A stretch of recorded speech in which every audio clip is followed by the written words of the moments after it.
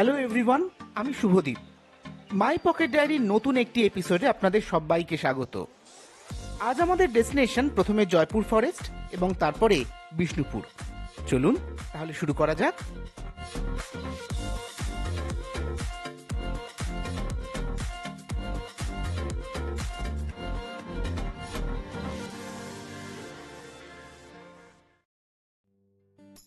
আজ 27শে জুলাই, সময় সকাল 8টা। আমরা সবাই বেরিয়ে পড়েছি জয়পুর ফরেস্টের উদ্দেশ্যে। অনেকের মুখেই শুনেছি জয়পুর ফরেস্টের সৌন্দর্যের কথা। এবার তাই চাক্ষুষ করতেই আমাদের এই প্ল্যান। কলকাতা এয়ারপোর্ট থেকে জয়পুর ফরেস্টের দূরত্ব প্রায় 129 কিলোমিটার। সময় লাগবে আনুমানিক 4 ঘন্টা। এয়ারপোর্ট পেরিয়ে বেলঘড়িয়া এক্সপ্রেসওয়ে হয়ে আমরা আপাতত বালি ব্রিজের উপরে। ওয়েদার এখন যথেষ্টই রৌদ্রোজ্জ্বল, তবে বেশ কয়েকদিন ধরে বৃষ্টি হওয়াতে গরম সেরকম নেই বললেই চলে। ডানকুনির কাছে এসে লেফট টার্ন নিয়ে ধরে নিলাম টি.এন. মুখার্জি রোড। বেরোনোর পর থেকে প্রায় 40 মিনিট কেটে গেছে। এবার ছোট্ট একটা টি ব্রেকের দরকার। টি ব্রেক নিয়ে কিছু শুকনো খাবার দাবার কেনাকাটা করে আবার যাত্রা শুরু করলাম। পথে মাঝে মাঝে মেঘের ঘনঘটা দেখে মনে বেশ ভালো রকম দুশ্চিন্তা হচ্ছিল। আরামবাগের কাছে যখন পৌঁছলাম তখন ঘড়িতে সময় সকাল 11টা।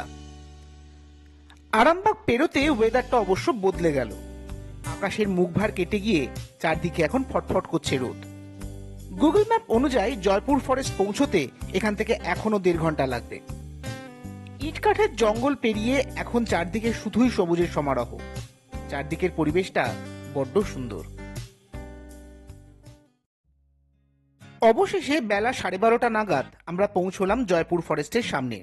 এখন ঢুকবো বনলতা রিসোর্টে। চলুন তাহলে ভেতরটা একবার এক্সপ্লোর করা যাক। বনলতা রিসোর্টটি বাঁকুড়া জেলার বিষ্ণুপুর শহর থেকে প্রায় 32 কিলোমিটার দূরে জয়পুর ফরেস্টের একেবারে কোল ঘেঁষে স্টেট হাইওয়ে 2 বরাবর গড়ে উঠেছে। কয়েক একর জুড়ে বিস্তৃত এই রিসর্টটিতে রয়েছে নিজস্ব খামার বাড়ি, পশু প্রতিপালনের ব্যবস্থা, সবজির ক্ষেত এবং জলাশয়। সবচেয়ে বড় পাওনা হলো এখানকার প্রাকৃতিক সৌন্দর্য। জয়পুর ফরেস্টের সান্নিধ্যে গড়ে ওঠা এই রিসর্টটিতে আপনি পাবেন সম্পূর্ণ শান্তিপূর্ণ ও প্রকৃতির কোলে থাকার অনুভূতি। এখানে রয়েছে কুঁড়েঘর আকৃতির কটেজ, পুকুর, গাছপালা ঘেরা পরিবেশ, খোলা মাঠ ও গ্রামীণ জীবনের ছোঁয়া। মাঝে মধ্যে চোখে পড়বে গরু, হাঁস, খরগোশ, ঘোড়া ও এমু পাখির ঘোরাফেরা। এখানে রয়েছে standard double room, premium double room এবং ডিলাক্স 4 বেডেড রুম, সঙ্গে কটেজে থাকবার ব্যবস্থা। ঘরগুলিতে রয়েছে টিভি, এসি, প্রয়োজনীয় ফার্নিচার এবং হাউসকিপিং এর সুব্যবস্থা। ঘরগুলির ট্যারিফ আপনারা রিসর্টের অফিসিয়াল সাইটে দেখে নিতে পারবেন। প্রয়োজনে বুকিংও করতে পারেন সেখান থেকে। ঘুরতে ঘুরতে অনেক জায়গাতেই দেখলাম নতুন কনস্ট্রাকশনের কাজ চলছে। এখানে রয়েছে সুসজ্জিত রেস্টুরেন্ট, এসি নন এসি দুপ্রকারই, যেখানে স্থানীয় বাঙালি, চাইনিজ ও নানা ধরনের খাবার পাওয়া যায়। সঙ্গে রয়েছে ইনডোর গেমস, বার ও 24 ঘন্টার রুম সার্ভিস।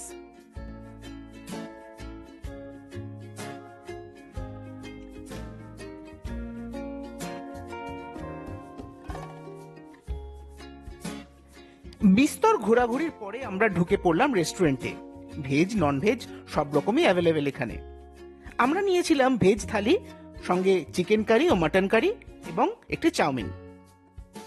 ভেজ থালিতে ছিল শুক্তো, ভাত, ডাল, আলু পোস্ত, চাটনি ও পায়েস। প্রত্যেকটি রান্নাই ছিল খুব সুন্দর এবং যথেষ্ট রিজনেবল। লাঞ্চ পর্ব মিটিয়ে আবার খানিকটা ঘোরাঘুরি সেরে আমরা এসে পড়েছি পার্কিং এরিয়াতে।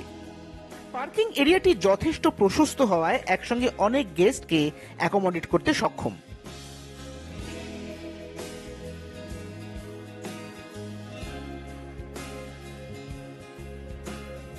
খানিকটা এগিয়ে এসেই দেখা মিলল কয়েকটি দোকানের, যেখানে বিক্রি হচ্ছে স্থানীয় মাটির জিনিসপত্র।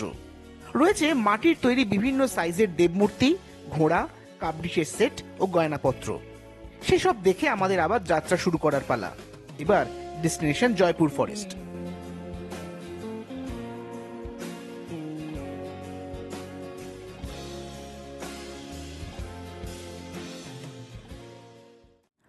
সময় এখন দুপুর 2:30। আমরা প্রবেশ করেছি জয়পুর ফরেস্টে। আকাশে মেঘ এবং দুপাশে জঙ্গলের মধ্যে দিয়ে প্রশস্ত রাস্তা। কি অপূর্ব সেই সৌন্দর্য! প্রায় 140 বর্গ কিলোমিটার এলাকা জুড়ে বিস্তৃত এই জয়পুর ফরেস্ট। এই ফরেস্টটিতে মূলত শাল, মহুয়া, পলাশ ও নিম গাছেরই আধিক্য। জায়গা বিশেষে গাছপালার ঘনত্ব এতটাই বেশি যে মাটিতে সূর্যের আলো পৌঁছয় না। শোনা যায় এই বনভূমিতে চিতল হরিণ, হাতি, শেয়াল ও নানা রকমের পাখি দেখতে পাওয়া যায়। দীর্ঘ 6 কিলোমিটার পথ পেরোলে জঙ্গলটি পেরোনো যায়। তবে আমরা অবশ্য সোজা সেই রাস্তায় না গিয়ে বাঁদিকে একটা লেফট টার্ন নিয়ে ঢুকে পড়লাম ফরেস্টের মধ্যে। কিছু দূরে গিয়ে দেখা মিলল স্থানীয় মানুষদের ও তাদের ঘরবাড়ির। এক জায়গায় নতুন একটি রিসর্টও তৈরি হচ্ছে দেখলাম। জঙ্গলের বেশ কিছুটা ভেতরে চলে এলে গুগল ম্যাপ আর কাজ করে না। তখন স্থানীয় মানুষরাই দিক নির্দেশের একমাত্র ভরসা। খানিকটা রাস্তা এসে চোখে পড়ল একটা ফাঁকা মতো জায়গা, যার আশেপাশে রয়েছে পাহাড়ের খাদের ন্যায় একটি ভূমিরূপ। সেখানে নেমে খানিকক্ষণ ঘোরাঘুরি করে ছবি তুলে আবার রওনা দিলাম। প্রকৃতি এখানে ভীষণ শান্ত আর সুন্দর। একই সঙ্গে আকাশে আবার ঘন মেঘ জমতে শুরু করেছে।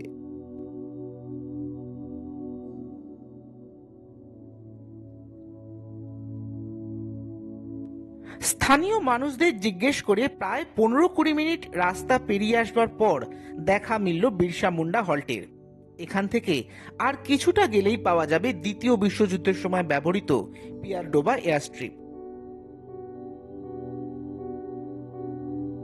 অবশেষে এসে পৌঁছেছি সেই পরিত্যক্ত বিমান ঘাঁটিতে। দ্বিতীয় বিশ্বযুদ্ধের সময় ইউএস আর্মি এয়ারফোর্স ভারতের এই জায়গায় একটি গোপন বিমান ঘাঁটি নির্মাণ করে। এখানে নিয়মিত ওঠানামা করত B-29 বিমান, যেগুলি মূলত জাপানকে আক্রমণ করার জন্য ব্যবহৃত হতো এবং ম্যাটারহার্ন মিশনের অংশ ছিল।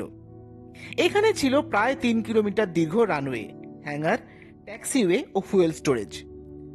1945 সালের যুদ্ধ শেষে মার্কিন বাহিনী এই ঘাঁটি ছেড়ে দেয় এবং তৎকালীন ব্রিটিশ ইন্ডিয়ান গভর্নমেন্টকে হস্তান্তরিত করে। তারপর ধীরে ধীরে অব্যবহৃত ও পরিত্যক্ত হয়ে চলে যায় সাধারণ মানুষের চোখের আড়ালে। স্থানীয়ভাবে এই জায়গাটিকেই এয়ারোড্রোম বলে উল্লেখ করা হয়।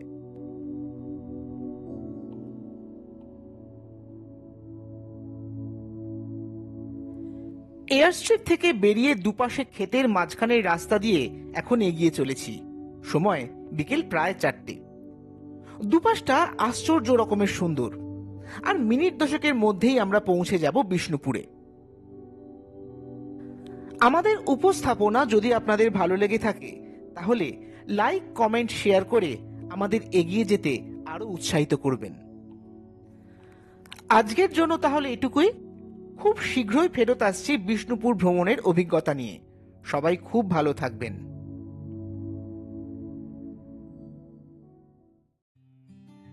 হ্যালো এভরিওয়ান, আমি শুভদীপ।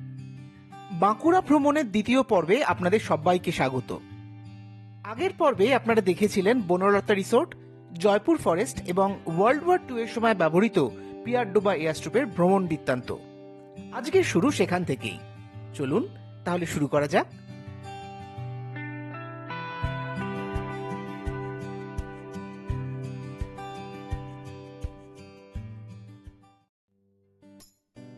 এখন সময় বিকেল 4টে। পিয়ারডোবা এয়ারস্ট্রিপ থেকে বেরিয়ে আমরা এখন বিষ্ণুপুরের অভিমুখে যাত্রা শুরু করেছি। এয়ারস্ট্রিপ থেকে মোটামুটি আরো মিনিট 10 চলার পর আমরা জয়পুর ফরেস্টের ভেতর থেকে বেরিয়ে বিস্তীর্ণ মাঠের মাঝখানে এসে পড়েছি। দুপাশে ক্ষেতের মাঝখান দিয়ে রাস্তা এগিয়ে গেছে বিষ্ণুপুরের দিকে। আকাশে মেঘের আনাগোনা আর চারপাশে সবুজের সমারোহ মিলে পরিবেশটা বড্ড সুন্দর হয়ে উঠেছে।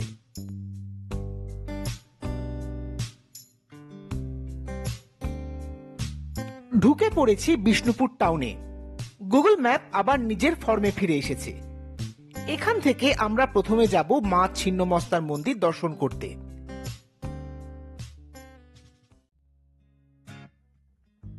মিনিট 15-র মধ্যেই আমরা পৌঁছে গিয়েছিলাম মা ছিন্নমস্তার মন্দিরে, কিন্তু সেখানে ক্যামেরা বা ফোনের ব্যবহার নিষিদ্ধ হওয়ায় আমরা কোনো ছবি তুলতে পারিনি। মন্দির থেকে বেরিয়েই সামনে রয়েছে বেশ কয়েকটি হস্তশিল্পের দোকান। চলে এসেছি সেরকমই একটি দোকানে। এখানে রয়েছে মাটির ও পাথরের নির্মিত বিভিন্ন সাইজের দেবদেবীর মূর্তি, ঘর সাজাবার জিনিসপত্র, কাপ ডিশের সেট এবং আরো অনেক কিছু। রয়েছে নানান সাইজের দুর্গা ও কালী মূর্তি, ঘোড়া, উইন্ড চাইম এবং নানান ডিজাইনের মাটির গয়না। দামও বেশ রিজনেবল।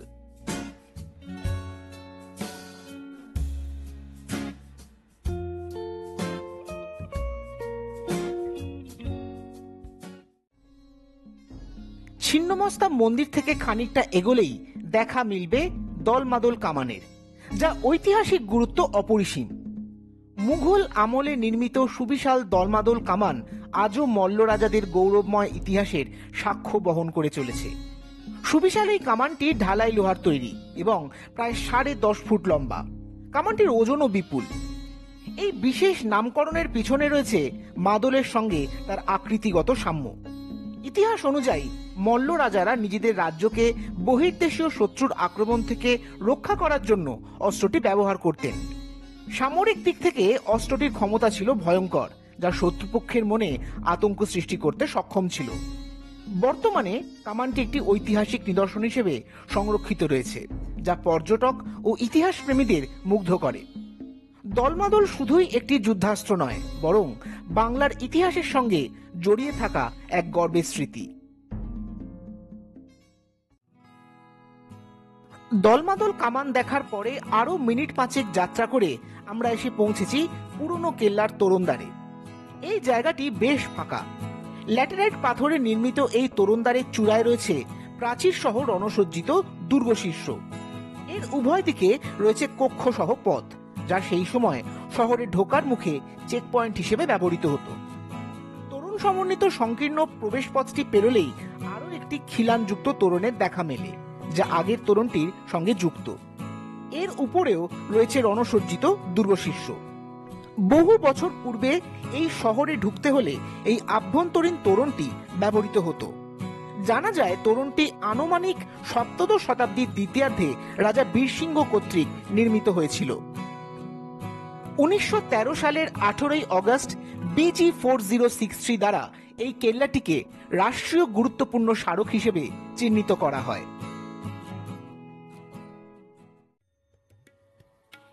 তোরণ থেকে খানিকটা এগিয়ে এসে ঢুকে পড়লাম রাধাশ্যাম মন্দিরে।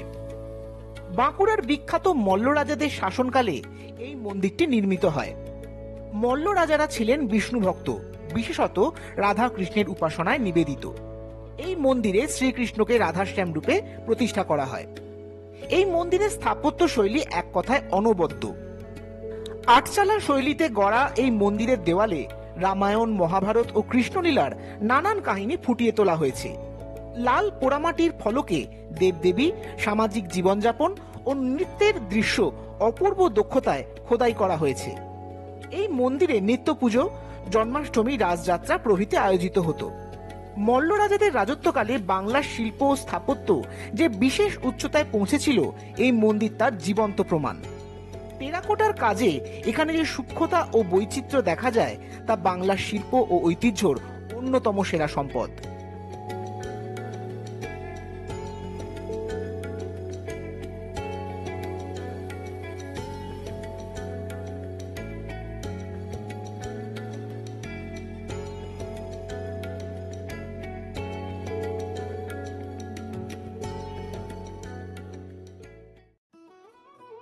পাশেই রয়েছে জোরবাংলা মন্দির। এখানে অনলাইন ও অফলাইন টিকিটের ব্যবস্থা রয়েছে। জোরবাংলা মন্দির, শ্যামরাই মন্দির ও রাসমঞ্চ মিলিয়ে 60 টাকা পার পার্সন হলো টিকিটের মূল্য। জোরবাংলা মন্দিরটি আনুমানিক 1655 খ্রিস্টাব্দে মল্লরাজ দ্বিতীয় রঘুনাথ সিংহ নির্মাণ করেছিলেন। বাংলার গ্রামীণ কুটিরের আদলে দুটি দোচালা ঘর পাশাপাশি জুড়ে নির্মিত হয়েছিল এই জোরবাংলা মন্দির। এই মন্দিরের একটি অংশকে বলা হয় একচালা ও অন্য অংশটি হলো মন্দিরের গর্ভগৃহ। মন্দিরের দেওয়ালে রয়েছে টেরাকোটার অপূর্ব কারুকার্য। রামায়ণ, মহাভারত, কৃষ্ণলীলা, বিভিন্ন দেবদেবীর কাহিনী থেকে শুরু করে বাংলার তৎকালীন সমাজ জীবনের প্রতিচ্ছবি টেরাকোটার মাধ্যমে এখানে ফুটিয়ে তোলা হয়েছে। বর্তমানে মন্দিরটি প্রত্নতাত্ত্বিকভাবে সংরক্ষিত। বাংলার প্রাচীন দোচালা ঘরকে স্থাপত্যের রূপ দিয়ে যে মন্দির গড়ে তোলা হয়েছিল, তা আজও দাঁড়িয়ে আছে শতাব্দীর পর শতাব্দী অতিক্রম করে। মন্দিরের বাইরে রয়েছে স্থানীয় হস্তশিল্পের বেশ কিছু দোকান।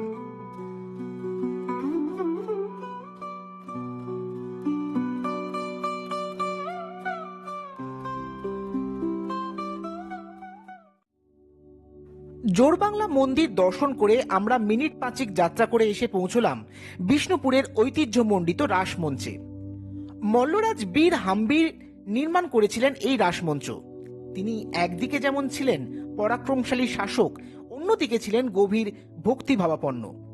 শ্রীকৃষ্ণ ভক্তি ও বৈষ্ণব ধর্ম প্রচারের জন্য তিনি বহু মন্দির নির্মাণ করেছিলেন। রাসমঞ্চটি দেখতে একটি বৃহৎ পিরামিডের মতো, যার বেসটি একটি চতুষ্কোণিক ভিত্তি। তার উপরে একের পর এক ধাপ উঠেছে ছোট ছোট খিলান ঘেরা ছাদের মাধ্যমে। প্রতিটি ধাপে রয়েছে উন্মুক্ত খিলান। প্রতি বছর রাস উৎসবের সময় চলত ভক্তদের পূজা, ভজন, রাসলীলা ইত্যাদি উপভোগ। ঐতিহাসিক দিক থেকে রাসমঞ্চটি শুধু বাঁকুড়া নয়, সমগ্র বাংলার এক অমূল্য রত্ন।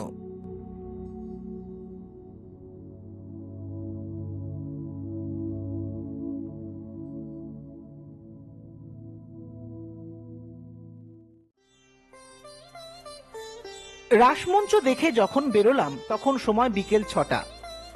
আকাশে তখন ঘোর কালো মেঘের জমায়েত ঘটেছে। কিছুক্ষণের মধ্যেই শুরু হলো অঝোর ধারায় বৃষ্টি। আসার বিষয় এটাই যে আমাদের স্থাপত্যগুলি দর্শনের সময় ওয়েদার ভালোই ছিল।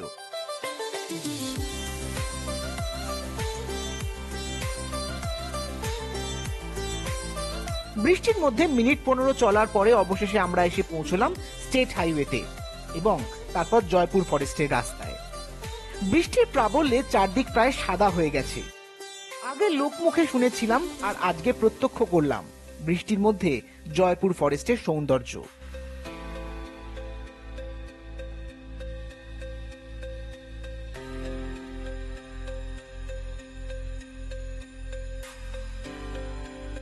আরামবাগের কাছে এসে দেখলাম এখানে বৃষ্টির সেরকম কোনো চিহ্ন নেই।